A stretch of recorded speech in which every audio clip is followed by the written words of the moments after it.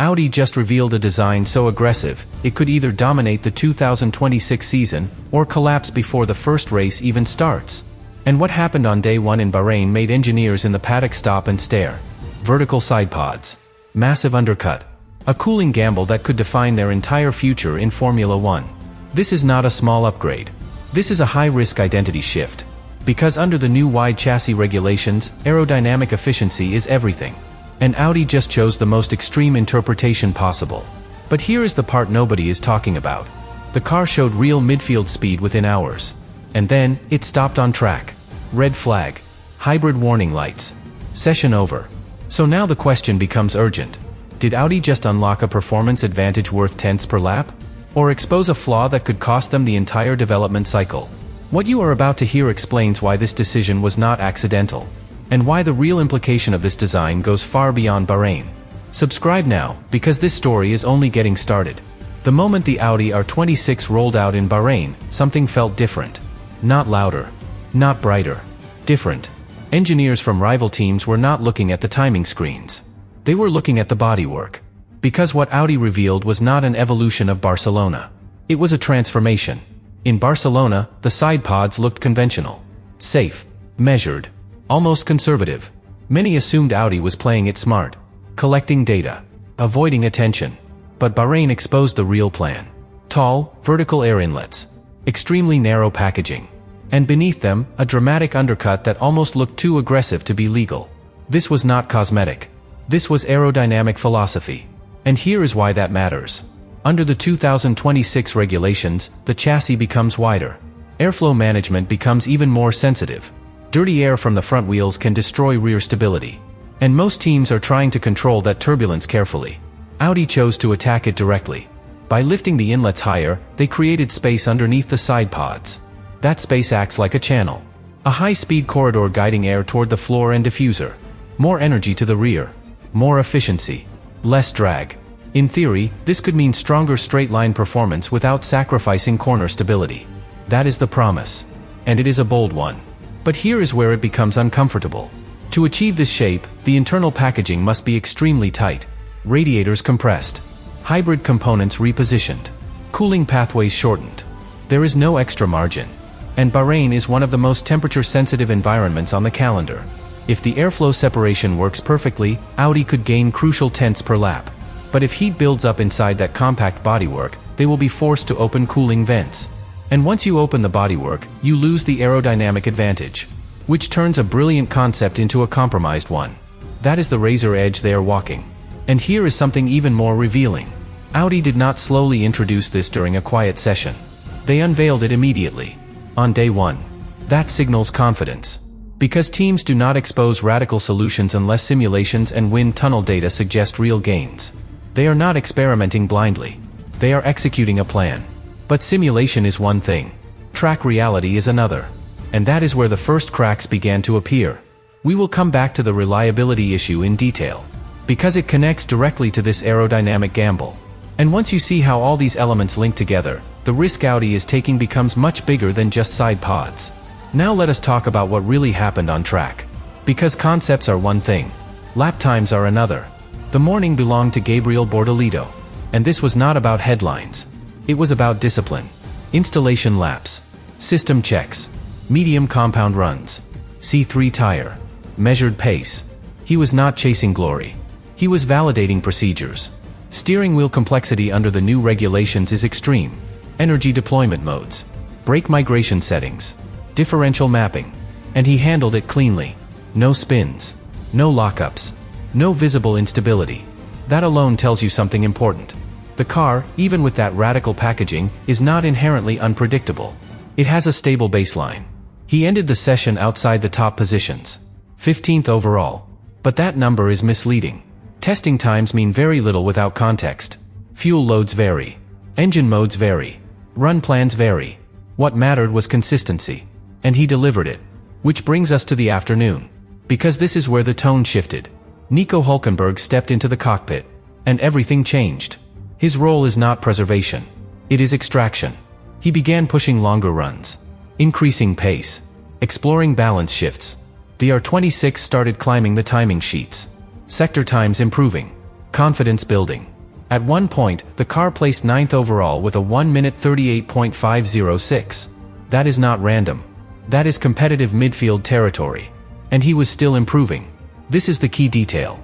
The car responded to setup changes, ride height adjustments, front wing tweaks, energy mapping refinements. Every change translated into measurable improvement. That means the aerodynamic platform is sensitive, reactive, potentially powerful.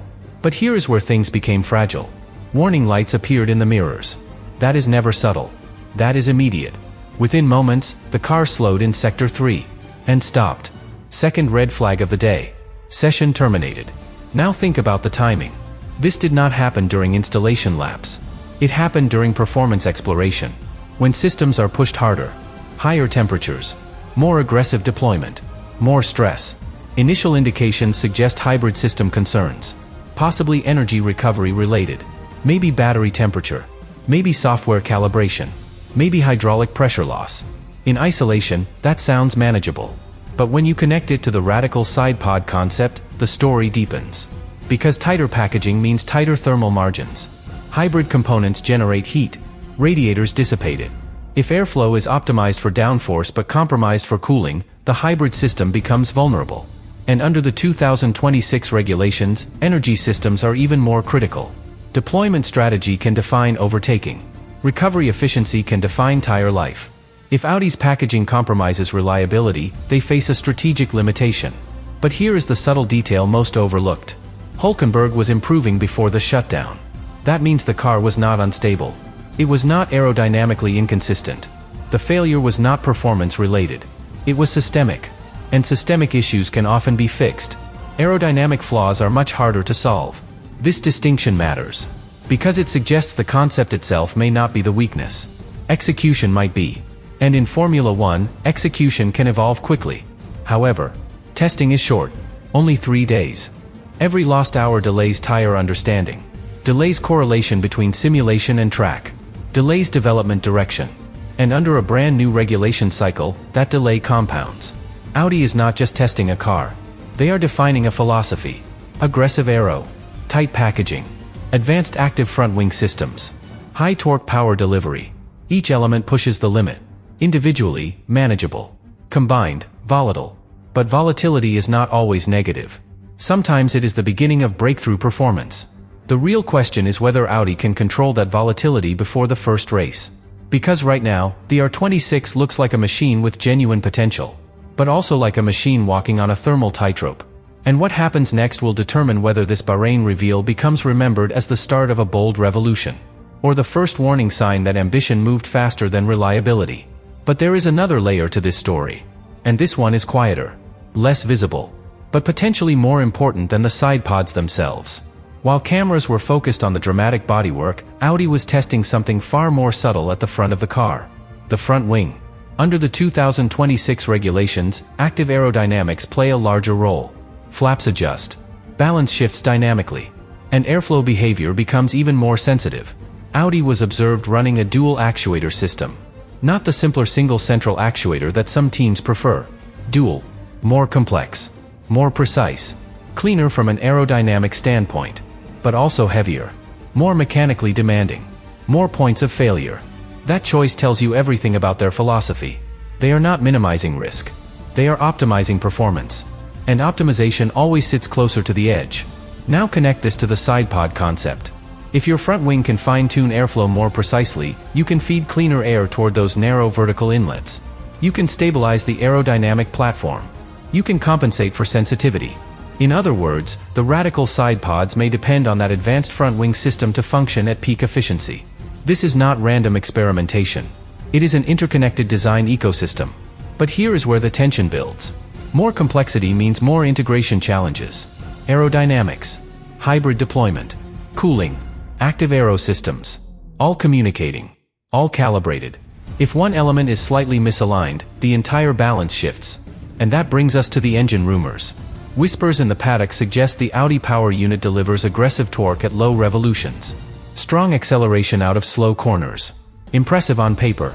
But aggressive torque stresses rear tires. It increases thermal buildup. It complicates traction control mapping. Now imagine pairing that torque characteristic with a tightly packaged cooling system. Heat from the engine, heat from the hybrid, heat from the rear brakes, all concentrated. Suddenly, what looked like an aerodynamic masterstroke becomes a thermal management puzzle. And here is the deeper implication. Audi is not just designing for midfield respectability. They are designing for long-term competitiveness. They are building a foundation meant to scale. If they solve cooling early, the aerodynamic ceiling of this concept could be higher than conservative designs. Higher ceiling means greater development potential. Greater development potential means more room to outpace rivals mid-season. But if the thermal margin remains narrow, every upgrade becomes restricted. You cannot add performance if you cannot manage heat. That is the hidden battle. Now think about the psychological dimension. Audi is entering Formula One as a full manufacturer project. Expectations are enormous. They cannot afford to look timid. Revealing this concept on day one sends a message. We are here to compete. We are not here to observe. And that message matters internally as well. Engineers feel it. Drivers feel it. Rivals feel it. But bold entrances create pressure. And pressure exposes weaknesses faster. Hulkenberg's controlled frustration after the stoppage was telling. He understands development cycles. He knows that early reliability hiccups are normal. But he also knows that lost mileage under new regulations delays correlation work. Correlation is everything. Wind tunnel data must match track data. Simulation models must match tire behavior. Without track time, assumptions remain assumptions. And assumptions under a radical concept are dangerous. Still, there was something encouraging hidden in that afternoon session. Before the shutdown, the car looked composed through high-speed corners. Stable rear. Predictable rotation. No visible oscillation. That suggests the floor concept is working. And if the floor is working, the sidepod airflow strategy may already be delivering benefits. Which leads us to the central tension. Audi's first day in Bahrain delivered two opposing signals. Speed and fragility, potential, and vulnerability. And when those two coexist, the outcome depends on one factor. Execution speed. Can they solve the hybrid issue overnight? Can they refine cooling without sacrificing aerodynamic purity? Can they tune torque delivery to protect rear tires? If the answer is yes, this day will be remembered as the moment Audi revealed its true ambition. If the answer is no, it will be remembered as the first warning sign. And here is the uncomfortable truth. Radical designs rarely dominate immediately. They struggle. They adapt. They evolve. The teams that commit to them, refine them, and resist the urge to revert to safety are the ones that eventually redefine the grid. So the real story of day one is not the red flag. It is not the lap time. It is not even the side pods. It is the mindset. Audi has chosen aggression over caution, integration over simplicity, ceiling over comfort. And that decision will shape everything that follows. Because in Formula One, boldness is easy. Sustained boldness is rare. And what happens over the next sessions will reveal whether Audi is prepared to sustain it.